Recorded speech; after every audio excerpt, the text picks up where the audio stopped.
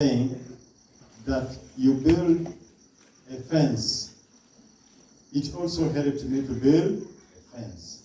Here is a saved person who had got saved because I did not know exactly what to do.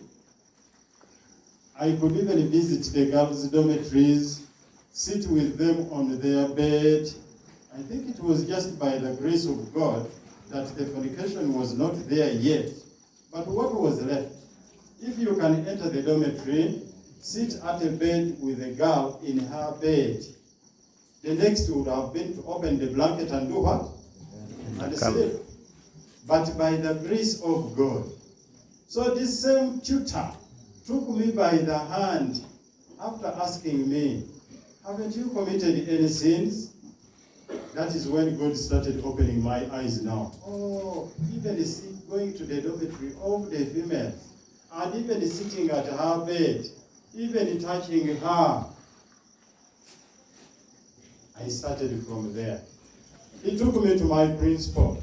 My principal was a Catholic, and in my mind, I was saying, after correcting with this principal, he's going to send me away, and I would lose my course after spending the time and the money. But instead, he did not send me away. He said a word. He said, "You are the guild president." I said, "Yes, sir." "You are now saved." I said, "Yes, sir." How I wish you were 2 or 3 or 4 who are saved in this college. My college would have no problems. That tutor took Teresa and embraced me and also embraced the principal. From there, I was very happy. And I started now walking the journey of sanctification. I started correcting the sins of pride. I was very proud. At home, I thought I was very humble and very quiet. I did not even talk. They thought I was very quiet. Even my father himself would say, "Hey, this one, Sam does not talk. Sam is very quiet." But really, I was not a quiet boy. Very stubborn. Because I even used it to comb my beard. People comb the hair, but this time I would comb my beard. So that I show the pride, I am the guild president. How was I elected? 2 people campaigned and got equal votes. They even used their money. They spent the whole month campaigning. When they voted, they got equal votes. Then the principal said, put the third name. And the third name would reduce one man's votes so that we get 1 pass. When they put my name, all the votes, and that is how I became guild president. So that alone created a lot of pride in me. You are a guild president. You did not campaign, but now you are the boss. You are a big man. But you can see such a big man who inwardly is very proud. I combed the beard, then showed I am the guild president. I bought a trousers called bell bottom. These days they are no longer there. And these bell bottoms were so wide down there so that as you walk, they are as if it is sweeping the floor. And then I would not even put it up to the waist. I would just have it almost at the buttocks, so that behind there it is as if I have done bad manners. Then people would look at me as I walk. That was pride. It was that time that the eyes were now opened and saw that I needed to repent such. And that is how I started. I'm not going to go very far, but later on I shall say something again. While I was looking at the word, world,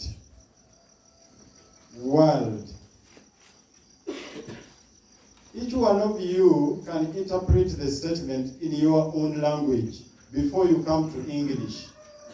Interpret it in your own way, then come to English. But the word world, in this context, can refer to so many things. Maybe the world can be the classroom in which you study. It can be the school where you study. It can be the home where you live. It can be the group with whom you work. The pair with whom you sit can also be the world. And when he says, who can overcome the world? Not this world on which we walk, but that world where you live, that room.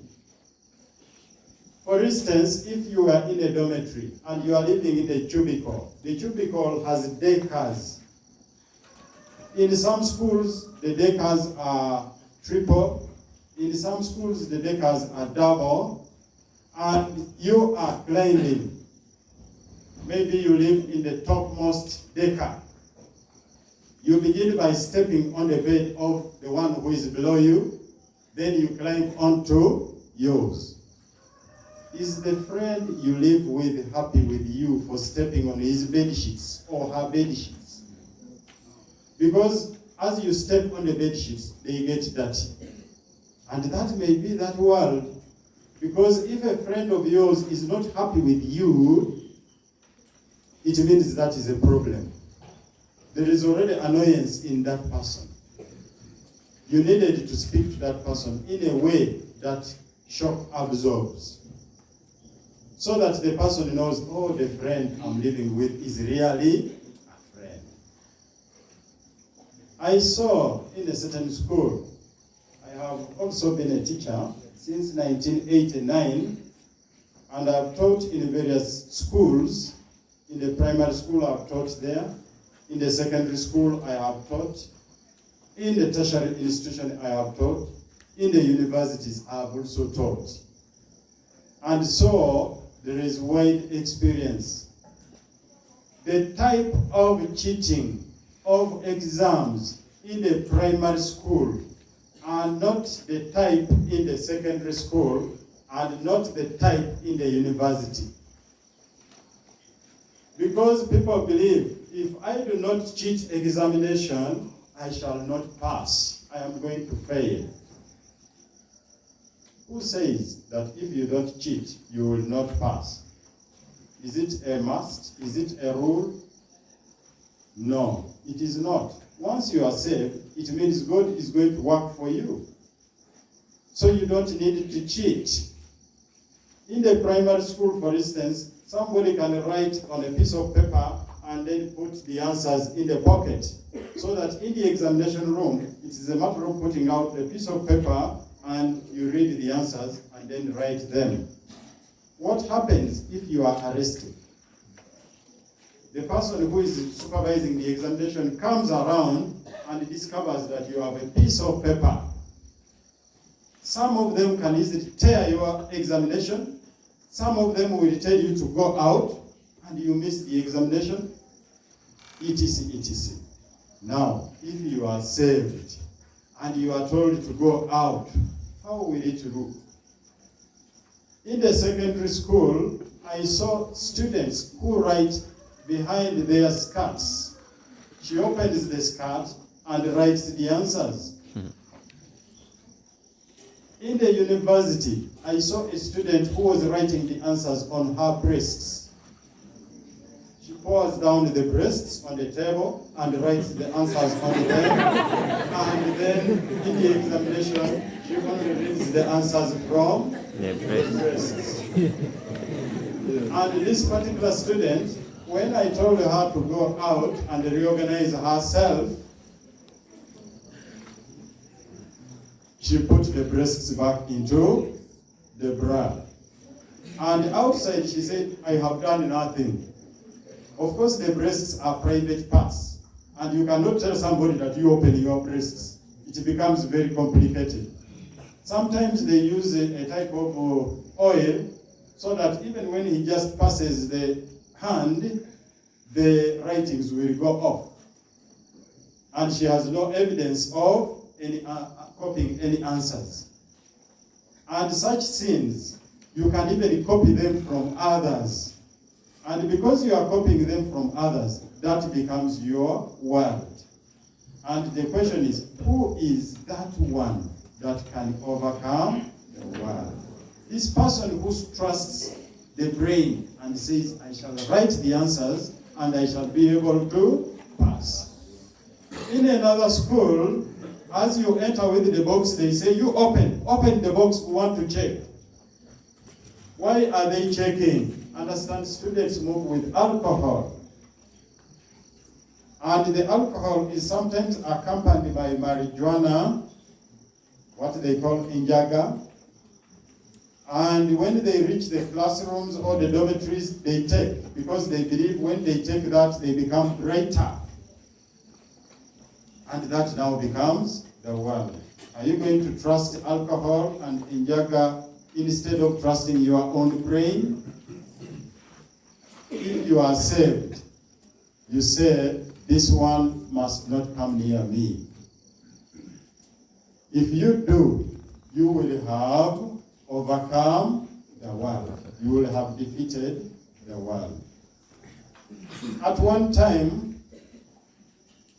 a parent to a certain student called me on phone and said, are you the tutor of this student? I said, yes, sir. And who is speaking? You don't know me. I am a parent. This student is supposed to come there with 800,000, but I do not have the 800,000. I have given him, no, she was a she. I have given her only 500,000. You receive that, but I'm looking for the next 300,000.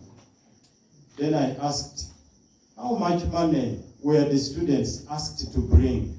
Understand, they were asked to bring 800,000. When I went to find out from the office said this term, this semester, we are not asking for any fees from the students. But here is a student who has told the parent that the school wants 800,000. So I called back the parent and said, why don't you come here and we discuss?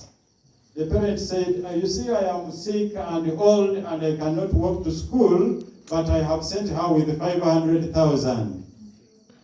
Then I called the student. When I tried to find out, the student said that, you see, I want a smartphone and I'm going to buy it. And after getting the smartphone, my problem will be solved. Is that student overcoming the world? No. Is cheating the parent, but also cheating herself. Cheating the school, cheating the parent, and also cheating yourself. The world is overcoming you instead.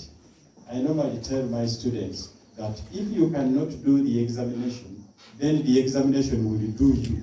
So this time it is the world that is doing what? Overcoming you. We must not overturn that statement. Now, those of you who are beginning to doze, be alert, because I'm going to say a story briefly, then I'm going to ask you questions after the story. I want you to listen to this story very attentively. I'm telling the story. After the story, you are going to answer questions. And the questions are at random. So when I fall on you, you answer the question. If you don't answer, it is you who will get ashamed. Okay, so here is the story. In the story are characters, and I want you to analyze the performance, analyze the behavior of the characters in this story. This particular gentleman was very sick and was lying in bed, and he had his groundnuts in the garden. It was a drought period when there is no rain at all. And the groundnuts were in the garden. He told his wife, can you go out and look for some two kanyamas who are looking for food because it is a family period. They go and uproot my groundnuts from the garden. I am going to pay them. Two people came around and they said, we can uproot the groundnuts. Said, how much money do you need? He said, we want 30,000 if we are able to fill a sack. Is it a sack or a bag? If you fill a bag, you will get 30,000. Said, yes. I'm very happy. Once I get 30,000, it is a family period. I shall take food to my family. Good. The two people got sacks and went to the garden and started uprooting the groundnuts. The first one, when he saw that the groundnuts were in the hard ground and they could not be uprooted, as you uproot, the leaves get cut off and the groundnuts remain in the ground. He went to the neighborhood and borrowed a hoe and started digging the groundnuts. By the end of the day, the man was able to get a third of the sack. He said, a third of the sack is better than nothing. I'm going to carry this to the owner. Instead of giving me 30, he can at least give me 10,000. And I shall take that to my family for supper or for lunch. The second one said, I must fill this bag. When he uprooted the leaves, the groundnuts remained in the garden, the leaves came off. He pushed the leaves in the sack. And then got a few groundnuts and packed them on top of the sack. He sold the sack and he carried the sack to the owner. His wife, the wife of the sick man, announced, yes, put a tarpaulin there, tundubare. Put tundubare there and pour the nuts. The owner of the garden, the sick man in bed, said, no, don't pour the nuts. You wait. Since I am sick, I don't want to part with the little money that I have. But I want to request that whoever that has brought his sack, his bag of nuts, takes them home. Whoever that has brought a bag of groundnuts carries his bag where? Now, here is a question.